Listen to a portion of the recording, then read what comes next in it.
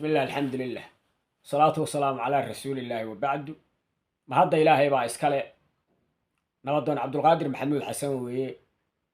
waxaan rabaa inaan hadal yar oo kooban ka iraahdo ama tala bixin aan siiyo dawladda federaalka ee Soomaaliya qaabka ay u jabaan ciidamadu dawladdu maxaa sababa dhowr qodob ayaa sababta maadaama anigu aan ahay nin ciidan ah oo khibrad ciidamada u leh ayaan rabaa inaan tala yar bixiyo taladaas in dawladda federaalka ee Soomaaliya ay dhageysatana waa rajaynayaa argixisadu waa dad aad u taaliyar oo aad u tabar yar weey laakiin fursaday heleen kow ciidan dagaal ku jira mar allaaliya markay ciidanka dawladda federaalka ah dagaal qaadaan ama ay deegaan qabsadaan waxa laga daba geeyaa ilaa 3 baawur ilaa 4 baawur oo jaad ah jaadkaas haween baa wada ciidamada waa la iska siiyaa sidaan xogta ku hayna xitaa ciidanka ama lacag haysto ama uu haysan waa loo qaybinayaa maxaa sababay in jaad ciidanka lala daba joogo maxaa sababay waxa la rabaa in si fiican loo fakaro anigu waxaan aaminsanahay qaadkaas ciidamada lala daba joogo waaxda maaliyadda ee ururka al-shabaab inay bixiyaan ayaan anigu aaminsanahay oo iga dhaadhacsan ma ahan inaan dadku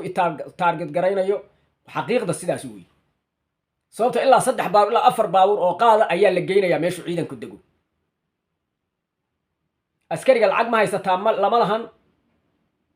ma uu haystaa lama le waa loo qaybinayaa qaadka waa la siinayaa qaadku wuxuu qayb ka qaadanayaa in uu askarigu maaragtay waqtiga dambe uu dhaco sida u qayilayo inuu dhaco waqtiga uu dhacana ay soo weeraraan argixisadu mid waa midaas dawladda federaalka waxaan ugu baaqayaa inay fiiro dheer saaraan baaritaanna ku sameeyaan qaadka ciidamada xoogga dalka Soomaaliyeed iyo kuwa deegaanka laga daba wado baaritaan ha lagu sameeyo anigu waxbaan tuhumayaa tuhum weyn baa igu jira mid waa midda labaad waxay tahay oo qodobka kale waxa uu yahay ciidamada dawladda federaalka ee Soomaaliya gabigood waxay wada sitaan telefoon argixisada fiiri argixisada hal nin oo telefoon sitaa kuma jiro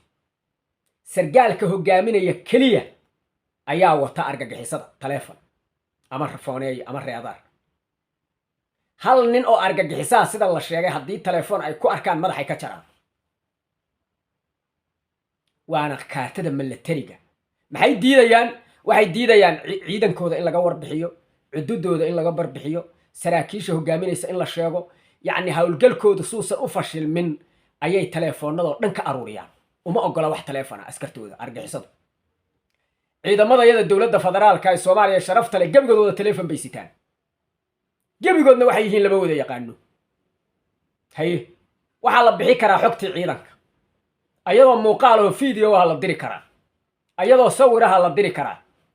ayadoo codaha la gudbi karaa maaseeda lagu gudbi karaa waxaasoo dhan aha sahlahay aaladda waxa sahlaysa tiknoolajiyada casriga ee telefoonada waxaan ugu baaqayaa ciidamada saraakiisha dawladda federaalka hadalkan hala gaarsiiyo ha loo sheer gareeyo madaxda qaranka in ay telefoonada ka dhigaan ciidamada dawladda wallahi billahi tallahi fashilka yimid bay qayb ka tahay taliya unuga ma ahan inta kale telefoonada laga aruuriyo waa in laga aruuriyaa telefoonadu waxay qayb ka qaateen fashilka ayay qayb ka qaateen maaragtay ciidamada dawladda qaadka maaragtay la iskaga soo daldalahayo ciidamada dawladda telefoonada waxay qayb ka yihiin jabka ciidamada dawladda ayay qayb ka yihiin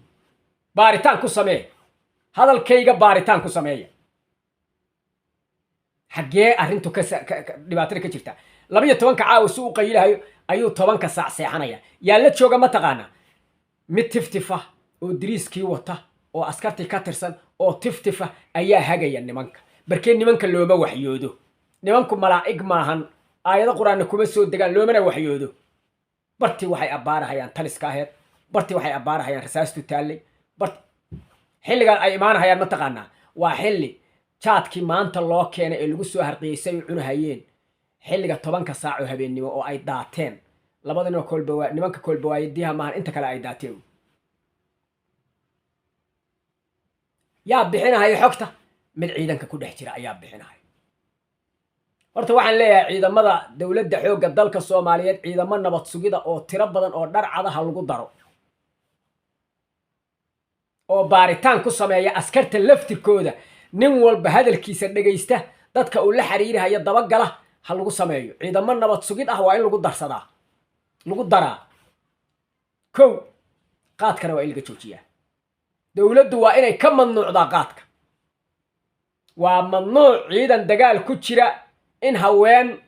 ay qaad inta qaadaan u geeyaan aniga waxaan aaminsanahay qaadkaas waaxda maaliyadda ee ururka al-shabaab bixiya saasaan anigu aaminsanahay sababtoo nimankaanu niman argagixisaa waaye niman wajiyo badan adeegsada wey dhinaca akhbaaraadka aad uga dhisan yihiin argagixisadu maxay ku heleen lacag bay baxshaan dad bay dirsadaan 3 baabur 4 baabur qaadaha meesha ciidanku tagaba tagaysa islaan askari dawladda qaad lacag u haysata ma aragteen ma jirto waa la soo dhiibaasaan aaminsanahay aniga lacagtan al-shabaab ay ka timaada ka daba geeyale barkee wuxuu u sahlayaa inuu inta daala dhaco jaadka nin maanta oo dhan marqaabayay oo maanta oo dhan cunayay goormo cadow iska waardiyayna xilliga uu dhacaya warbixinta u gudbinaya waxa uu gudbinaya askari ka tirsan al-shabaab laakiin adigu aa u taqaan inuu xoogga dalka yahay Soomaaliland garan qabiir ciidan anigu soo maray baana waxbaan ka fahmaya sidaas darteed waxaan ka codsanayaa saraakiisha dawladda ciidamada xoogga dalka Soomaaliyeed waxaan ahay nin dawladda jecel dawladda taageersan qarannimada jecel raba in qaranka Soomaaliyeed guuleystaan